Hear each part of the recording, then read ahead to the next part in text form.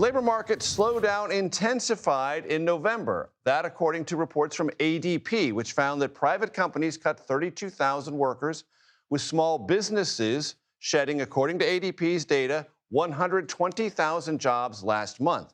There was, however, some good news. Larger businesses, that's companies with 50 or more employees, added 90,000 jobs. The ADP report is the last data set that will be presented to the Federal Reserve before its meeting later this month. The director of the National Economic Council, Kevin Hassett, joins me now. Kevin, I'm grateful to have you on the show. We'll get to that data that I referred to in a second, Kevin, but I want to play to you and for my audience sound from the president yesterday talking about the potential new chair of the Federal Reserve. Please listen. I guess a potential Fed chair is here, too. I don't know. Are we allowed to say that? Potential. He's a respected person, that I can tell you. Thank you, Kevin. That was not any other Kevin. That was Kevin Hassett, ladies and gentlemen. Yeah. True? Is that what's going to happen? Well, you know, I think that I show up every day and do my job at NEC. The president's going to decide by the end of the month, he says, and he's been looking at a number of candidates. I can tell you that it's a great group of people, and if I were Fed chair, I'd be leaning on them for advice a lot. It's be interesting to see how it goes. But I am really the happiest person ever when the president said I could come and be the director of the National Economic Council. It's a dream job, and coming here every day is a blast. I know you for a long time, Kevin. You're candid when you are so inclined. Is that a job you'd like to have? I'd like to do what the president needs me to do. Very good, very good. I also want to play for you sound from the Treasury Secretary at yesterday's cabinet meeting, Scott Bessent, about what next year is going to look like. Please listen. So we're going to have growth. We've had 2 4% quarters before the Schumer shutdown. We're going to go back to that. So not only are we going to have great growth, but it's going to be low inflationary growth. So is that a White House prediction now for 2026? 4% GDP year long? Right.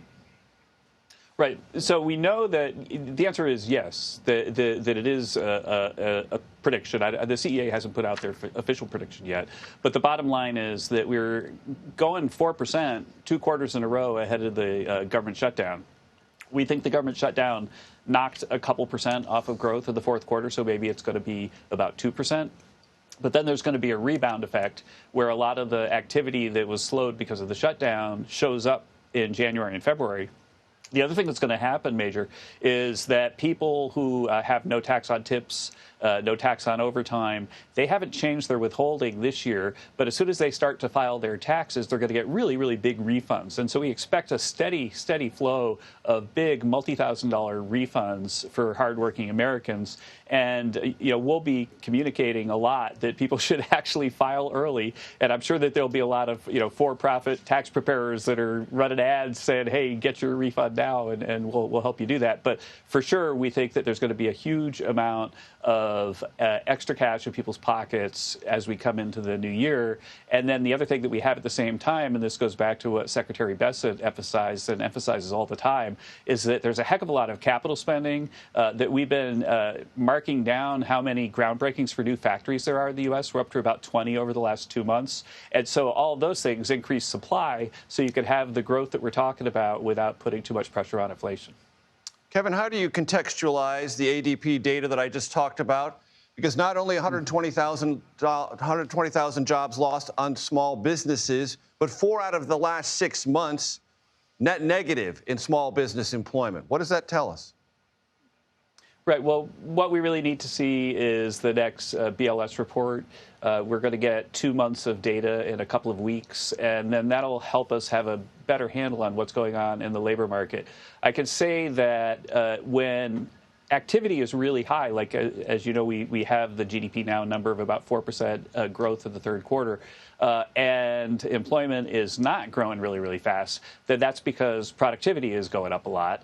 And productivity means that everybody's, making more stuff for the same hour that they worked. And productivity, there's a really simple story for why productivity is going up, which is that AI is becoming part of the way every business runs its stuff. And so we could be in a moment where productivity is booming, GDP is booming, and that it takes a while for firms to figure out how to use everybody they got because the people that they hired last year are so productive all of a sudden. And it could be that there's a pause, and that's what we're seeing in the data, but I won't believe it until I see the next couple of BLS reports. And I want to see both the household and the payroll surveys, too, because they have different information. I want to ask you, Kevin, about something I read in a journal called Supply and Demand Chain Executive. 5 trends reshaping U.S. manufacturing in 2025. The first one, output levels off with no catalyst for growth. It writes, manufacturers increased output by just 0.8% year to date, while the Purchasing Managers Index, PMI, fell to 48 in July, marking 5 straight months of contraction. Looking to 2026, manufacturers anticipate a mild contraction in the first half, followed by flat performance. Persistent inflation, high inventories, and sluggish freight volumes continue to slow activity. Is that worrisome to you? Mm-hmm. You know, the manufacturing numbers that I've been looking at, the hard numbers, including the industrial production stuff that the Fed produces, those numbers have been very solid, which is why we could be looking at 4% GDP growth. And so, you know, I'd really have to dig through the numbers that you talked about and compare it to the stuff that I'm seeing from the raw industrial production numbers. And also there's something called the M3 survey at the Bureau of Census. And those numbers, capital goods orders and shipments, they look really, really solid for manufacturing. And so I think that manufacturing had a big negative shock during the Biden administration, and it's recovered a lot this year. But, you know, we have to, now that we've got the government open, we're going to get all the data, and we'll be able to talk more coherently about how the government data, which is more authoritative, usually meshes with the other things. The one other thing I can say that we studied a lot in the last couple of weeks is that sentiment surveys always collapse during government shutdowns.